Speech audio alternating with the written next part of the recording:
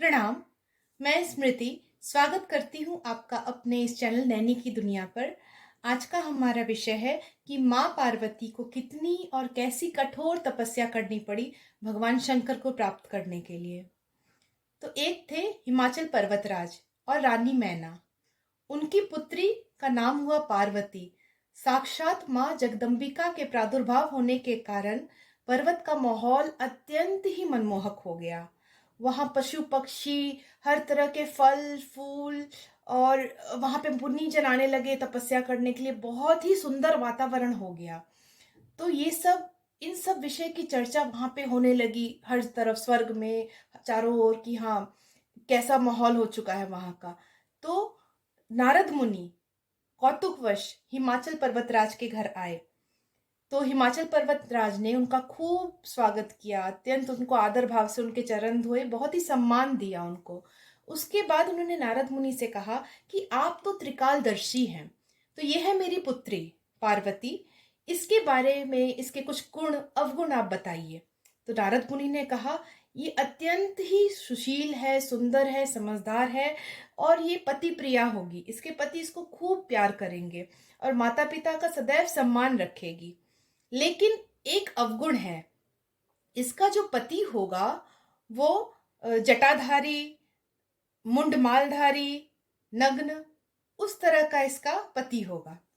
तो हिमाचल पर्वतराज और रानी मैना दुखी हो गए सुन के कि क्या मतलब, हमारी इतनी सुकुमारी पुत्री है, उसका विवाह क्या इस तरह के दूल्हे से होगा? तो कोई तो उपाय होगा इस चीज का, कुछ तो बताइए। तो नारद मुनि ने कहा, एक उपाय है। एक ऐसा दुल्हा है, एक ऐसा वर है जो इन अवगुणों के बावजूद भी गुणों से परिपूर्ण है। तो कहा कौन? तो भगवान शंकर। तो अगर ये माँ पार्वती, अगर आपकी पुत्री पार्वती उनकी तपस्या करेगी, अभी से उनके तप में लीन हो जाएगी, तो निश्चय ही भगवान ने चाहा तो इनको वो पति रूप में प्राप्त होंगे। और यदि भगवान शंकर इसको पति रूप में प्राप्त होते हैं तो उनके जितने अवगुण हैं वो गुण ही हैं। तो इस तरह से माँ पार्वती तो मन ही मन खुश हो रही थी वो कि हाँ, भगवान शंकर, वो तो अंदर से तो एक ज्ञान होता है जब अवतार रूप में आप रहते हैं, लेकिन वो आप प्रेजेंट नहीं करते दुनिया के सामने, एक अलग, क्योंकि वो लीला लीला कर रहे होते हैं अवतार रूप में उस टाइम पे। तो माँ पार्वती बहुत खुश हुई ये सुन के। उसके बाद नारद मुनि के जाने के बाद मैना ने अपने पति हिमाचल पर्वत राज से पूछा कि इस तरह की बात है, मतलब मेरी बेटी मेरे प्राणों से भी प्रिय है, और आप उसे ऐसे वर्ग से ब्याह देंगे तो मुझे मतलब ये अच्छा नहीं लग रहा, सोच के भी अच्छा नहीं लग रहा है। लेकिन फिर इन्होंने शांत किया अपनी पत्नी को। हिमाचल पर्वतराज जी ने उन्हें शांत किया अपनी पत्नी को और समझाया। कहा कि देखो, जो नारदपुरी ने कह दिया है, ठीक है, तो वो तो चंद्रमा में अग्नि लग सकती है, पर नारद मुनि की बात कभी झूठी नहीं हो सकती, मतलब वो होके ही रहेगा इसके भाग्य में जो उन्होंने कहा है। तो अब हमें करना क्या है कि तुम जाओ और अपनी पुत्री को ये शिक्षा दो कि वो जाके तपस्या करे भगवान शंकर के लिए। तो फिर वो अपनी बेटी के पास गई, रानी मैना गई अपनी बेटी के पास, पार्वती जी के पास गई, और उनका गला पूरा भर भर आया था, मतलब वो बहुत ही भावुक थी, बहुत रोते रोते, मतलब उनका गला इस तरह की, वो बोल नहीं, बता नहीं पा रही थी अपनी बेटी को कि हाँ तुम इस तरह जाके करो। माँ पार्वती समझ गई उनके मन की बात कि माँ मुझसे ये बोल नहीं पा रही है, मैना, रानी मैना के लिए, कि वो मुझसे कह नहीं पा रही है कि हाँ तुम जाओ तपस्या करो। तो उन्होंने कहा, माँ पार्वती ने खुद कहा अपनी माँ को कि माँ, मुझे एक स्वप्न आया था कल। एक गौर वर्ण के ब्राह्मण आए मेरे स्वप्न में, और उन्होंने कहा कि तुम्हें पति के रूप में शंकर प्राप्त होंगे, तुम जाओ और वन में जाकर तपस्या करो। माँ को ऐसा स्वप्न सुनाने के बाद में माँ पार्वती माता पिता से आज्ञा लेकर चल पड़ी अपने तपस्या की ओर, वन में जा गई। तो वन जाने के बाद उन्होंने पहले तो 1000 वर्षों तक केवल कंद और फल खाए। उसके बाद 100 वर्ष उन्होंने साग खाया। उसके बाद हवा और पानी पर रहे, हवा और जल पे रही वो। उसके बाद 30,000 वर्षों तक उन्होंने जो सूखे हुए बेलपत्र होते हैं जो गिरते हैं जमीन पर, वो खाए। उसके बाद वो भी छोड़ दिया, मतलब पत्ते खाना भी छोड़ दिया, छोड़ने के कारण ही माँ पार्वती का नाम अपर्णा भी है, अपर्णा पड़ा माँ का नाम। जब उनने पत्ते खाने भी छोड़ दिए, बेलपत्र वगैरह सब खाना छोड़ दिया, तो उनका शरीर पूरा क्षीण हो गया। उनका शरीर क्षीण होता देख ब्रह्मवाणी हुई, आकाश से आकाशवाणी हुई कि तुम जिस कठोर तपस्या को कर रही हो उसका फल अब तुम्हें मिल जाएगा। तो अब अगर तुम्हारे पिता तुम्हें लेने आए तो हठ मत करना, वापस चली जाना, और जिस दिन सप्त ऋषि तुमसे मिलने आएंगे मेरी वाणी को सत्य समझ लेना। तो ये सुनकर पार्वती माँ अत्यंत ही प्रफुल्लित हो गई। इधर माँ पार्वती की तपस्या से प्रसन्न होकर आकाशवाणी हुई, और उधर श्री रामचंद्र जी गए भगवान शंकर से मिलने के लिए, उनको मनाने विवाह के लिए। उनको कहा कि अब आप विलंब मत कीजिए, अब आप माँ पार्वती से विवाह कर लीजिए। तो उनके मनाने के बाद, उनके बोलने के बाद भगवान शंकर ने कहा ठीक है, जैसी आपकी आज्ञा, कर लेते हैं विवाह। फिर उन्होंने, भगवान शंकर ने सप्तऋषि को बुलाया और कहा कि जाओ पार्वती का मन टटोल के आओ कि उसके मन में क्या चल रहा है। तो सप्तऋषि उनकी आज्ञा से फिर गए माँ पार्वती के पास, जहाँ वो तपस्या में लीन थी। उनसे पूछा कि क्यों इतनी तपस्या कर रही हो, इतना कठोर तप किसके लिए कर रही हो। तो माँ पार्वती ने उत्तर दिया उन सप्तऋषियों को, मुनि लोगों को, कि मैं अज्ञानी हूँ, मैं भगवान शंकर से विवाह करने का सोच रही हूँ, इस कारण से इस तपस्या में लीन हूँ मैं। तो सप्तऋषि ने कहा कि अरे वो तो सती के जाने के बाद खुद ही इधर उधर रहते हैं, घूमते रहते हैं, वो भिखारी हो गए हैं, सबसे मांग के खाते हैं, वो कैसे रखेंगे तुमको, कैसे निर्वाह करोगी उनके साथ में। और रही बात नारद मुनि की, जिनकी बात से तुम तो तपस्या कर रही हो, तो वो तो चाहते हैं कि खुद सब मेरी तरह बन जाए। वो खुद एक जगह नहीं रहते, वो चाहते हैं सब उसी वेश में आ जाए। तो माँ पार्वती ने कहा नहीं, ऐसा नहीं है, मैं यदि विवाह करूंगी तो भगवान शंकर से ही करूंगी, और नारद मुनि जी ने के जो वचन है उन पे ही मैं अमल करूंगी, कर रही हूं और करूंगी। तो काफी उन्होंने कहा कि नहीं, हम तुम्हारे लिए एक अच्छा प्रस्ताव लेके आए हैं, जो कि सुशील है, पूरा वेद उसका बखान करते हैं, लक्ष्मी का स्वामी है वो, बैकुंठपुरी का राजा है वो, भगवान विष्णु, उनसे तुम विवाह कर लो। तो उसके बाद माँ पार्वती ने कहा नहीं, मैं करूंगी तो विवाह शंकर भगवान से ही करूंगी। फिर उन्होंने कहा महादेव अवगुण भवन विष्णु सकल गुण धाम, जेहि कर मनोरम जाहि सन ते ही सन काम। माना कि महादेव जी जो है वो अवगुणों के खान है, उनमें बहुत सारे अवगुण है, वो अवगुण के ही भवन है।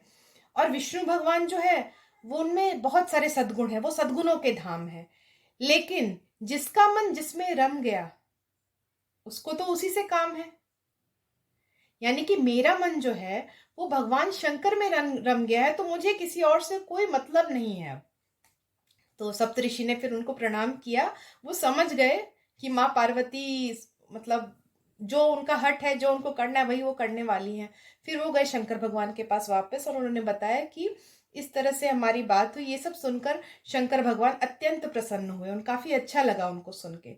फिर उसके बाद वो हिमाचल पर्वतराज के पास उन्होंने सप्तऋषि को भेजा। फिर वहां से विवाह की तैयारियां आरंभ हुई। और इधर विवाह की तैयारियां भोले बाबा के घर, शंकर भगवान के घर पे जब भी चालू हो गई, उन्हें भी उनके गण सजाने लगे शंकर भगवान को। तो शंकर भगवान को जो सजाया गया, तो उनके बालों में पूरे सर्पों से उनका ये मुकुट बनाया गया, कान में सर्प, गले में सर्प, नरमुंड माल, और माथे पे चंद्रमा, 3 नेत्र, गंगा जी निकल रही है। उसके बाद बागंबर की खाल, भस्म, मतलब जो एक अमंगल स्वरूप होता है वैसे उनका सजाया गया, पर वही तो अमंगल मंगल है। तो वो उनकी तैयारी हो रही थी। तो उनको देख के जो है स्वर की देवियां जो है वो कह रही थी कि इनको कैसे, मतलब कैसे दुल्हन मिलेगी। उसके बाद में जब वो निकलने लगे, तो विष्णु भगवान ने उसे उनसे ठिठोली की कि भाई ऐसे वर के योग्य तो हमारी बारात नहीं है। तो हम अपने दिक्पालों से कहा कि हम अलग से चलते हैं। उसके बाद शिव जी ने अपने गणों को बुलाया। किसी की एक आंख थी तो किसी की 10 आंख थी, किसी की आंखें नहीं थी, किसी का सिर नहीं था, किसी के 1 हाथ थे, किसी के 10 हाथ थे। अजीब अजीब अलग अलग स्वरूप, भूत प्रेत, अलग अलग राक्षस, दैत्य, इस तरह की पूरी उनकी बारात में लोग थे, जिनसे लोग डर जाए, भयभीत हो जाए। तो वो सब लोग उनके पीछे पीछे बारात गई उनकी। उसके बाद जब बारात पहुंची पर्वतराज के घर पे, तो देवताओं को देख के तो वहां की प्रजा अत्यंत प्रसन्न हो गई कि यार कितनी सुंदर बारात है। लेकिन जैसे ही इन लोगों को देखा, सब डर गए, सब भयभीत हो गए कि क्या ये तो साक्षात मतलब यमलोक से ये सब लोग आ गए उठ के, कैसा मंगल स्वरूप है सबका। सब भयभीत होने। फिर रानी मैना आई, पार्वती की माँ आई आरती की थाल लेके स्वागत करने के लिए उनका, भगवान शंकर का। फिर उन्होंने देखा कि मेरी पुत्री इतनी सुंदर है और उसका ऐसा वर, इस तरह का वर, हे विधाता आपने ऐसा क्यों किया। फिर नारद जी पे भी गुस्सा आ रहा था उनको कि ऐसा वर। फिर पार्वती माँ उनको समझाने लगी कि माँ मेरे भाग्य में यदि ये लिखे हैं तो मुझे, मैं इनके साथ निर्वाह करूंगी और मैं खुश हूँ, मुझे इनसे ही विवाह करना है, मैं खुश हूँ।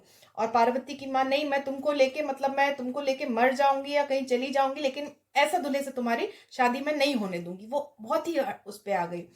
उसके बाद फिर हिमाचल जी को जब पता चला तो हिमाचल जी और नारद मुनि गए, फिर मैना को समझाने, रानी मैना को समझाने गए कि देखो ऐसे मत करो। फिर नारद जी ने उनको समझाया कि जो पार्वती है उनका और शंकर जी का संबंध आज का नहीं है, वो जन्म जन्मांतर से ही पति पत्नी है।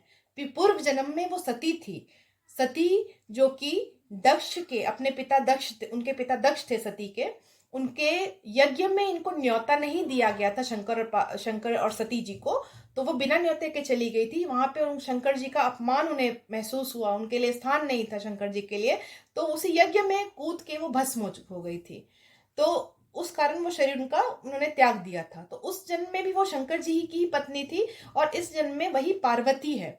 तो तुम हट मत करो, इस तरह की बातें मत करो, और शंकर जी से अब पार्वती का विवाह होना चाहिए। तो फिर रानी मैना को तब समझ में आया कि नहीं ये मेरी गलती थी, मतलब शंकर भगवान के लिए ही पार्वती बनी है। तो फिर फिर विवाह की विधियां प्रारंभ हुई, सारा चीज अच्छे से विवाह संपन्न हुआ उनका। फिर हिमाचल पर्वत राज ने जो उनकी सामर्थ्यता थी उस हिसाब से उनको वो कहा कि भाई मतलब मेरी बेटी से कोई गलती हो जाए, उनकी माँ ने भी कहा कि कुछ भूल चूक हो, तो जो एक होता है नॉर्मली शादी के बाद बेटी के पिता माता कहते हैं कि, तो फिर शंकर भगवान ने उनकी सास को भी समझाया कि नहीं ऐसा कुछ नहीं है भाई, मैं ख्याल रखूंगा, सब चीज़ अच्छा रहेगा। फिर वो माँ पार्वती को लेके गए कैलाश पर।